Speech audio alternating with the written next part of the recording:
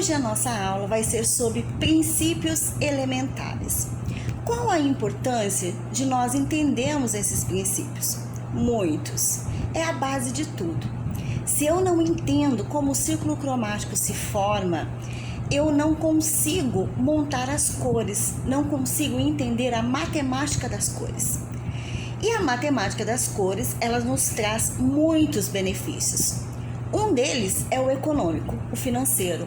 Porque quando você aprende a matemática das cores, você tem condição de ter um estoque restrito, não tão cheio de colorações, onde você pode fazer misturas que personalizam as cores das colorações que você vai fazer na cabeça da sua cliente.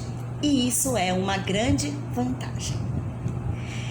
Então vamos entender exatamente o que são esses princípios elementares. Eu vou passar aqui o meu slide, que é para que eu possa acompanhar junto com vocês da forma mais técnica possível sempre, porque o objetivo desse curso é exatamente levar esse conceito técnico para vocês, para que vocês se tornem profissionais coloristas mais técnicos no seu dia a dia. Então vamos lá. Quando falamos de cores elementares, estamos falando do princípio básico da formação do círculo cromático. Como o círculo cromático se forma? Ele se forma a partir de 3 cores primárias: o amarelo, o vermelho e o azul.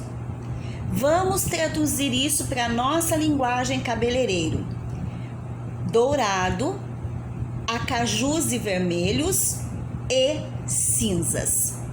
Então, sempre que eu falar de cores primárias dentro do contexto do cabeleireiro, eu estou falando do ponto 3, dourado, do ponto 5, vermelho frio, do ponto 6, vermelho intenso, quente, ou das colorações ponto 1, a família do cinza.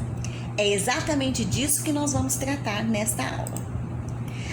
A partir da soma das primárias com as secundárias, a partir da soma das primárias entre si, nascem as cores secundárias. O que quer dizer exatamente isso?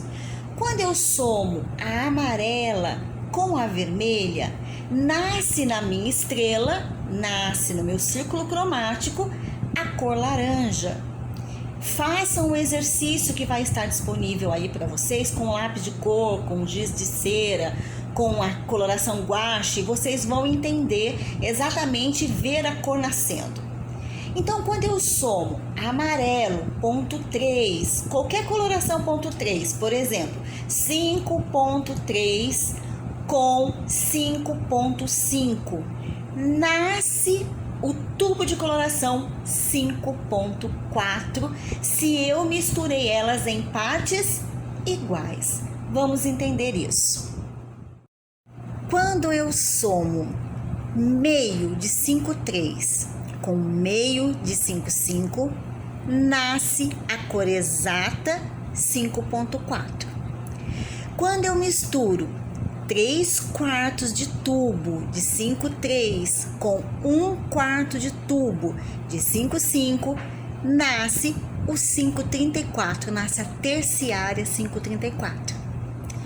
Quando eu misturo 1/4 de 5.3 com 3/4 de 5.5, nasce a terciária 5.43. 5.34 é mais fria do que 5.43, porque cobre é mais intenso que dourado. E que medidas são essas que você falou, professora? Para quem não sabe aí, né? 1/4, 3/4, meio. Meio equivale a 30 gramas do tubo, se o tubo for de 60 gramas, é lógico, né?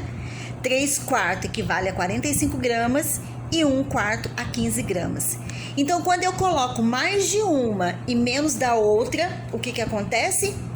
Nasce não uma nuance secundária, mas uma nuance terciária. Olha como é incrível! Olha quantas possibilidades eu tenho! Quanto eu posso economizar no meu estoque? Eu preciso ficar comprando nuances terciárias? Nem sempre. Agora, é importante entender que se eu comecei uma coloração fazendo a mistura, eu tenho que fazer ela inteira fazendo a mistura. Por quê? Porque na velocidade de preparo, né, a ação é química, mas também é física, velocidade. Na velocidade de preparo na cumbuca é diferente da velocidade de preparo no tonel lá na fábrica quando faz a coloração. Como é diferente da coqueteleira. Quem usa lá a coqueteleira que fica mexendo assim, ó, batendo igual um drink, também é diferente. Então a velocidade vai contribuir para esse mix dos pigmentos e gerar um reflexo, uma luminosidade diferenciada, uma intensidade diferenciada, uma saturação diferenciada. Então se eu comecei a fazer uma coloração usando a 543, eu vou ter que usar ela pronta até o fim.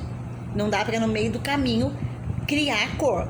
Se eu olho no meu estoque e já vejo que a quantidade que eu tenho não é suficiente, então eu preparo desde o início. E isso é sustentabilidade econômica, gente. A matemática das cores, feita de forma efetiva, traz um fator sustentável economicamente para nós, porque a gente não precisa comprar 50 tubos de tinta. A gente pode comprar as colorações de acordo com aquelas modificações que nós vamos fazer no dia a dia, ok?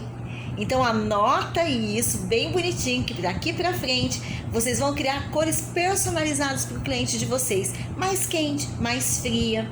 Quando a gente chegar na aula de cobre, vocês vão ver como isso daí é muito importante para fazer a coloração, né, da Marina Rui Barbosa, por exemplo, que é muito famosa. Então, como que eu faço a coloração? A gente brinca aí com dourados e cobres, um esfriando ou esquentando o outro nas próprias terciárias. É incrível como depois que a gente entende, tudo fica mais fácil.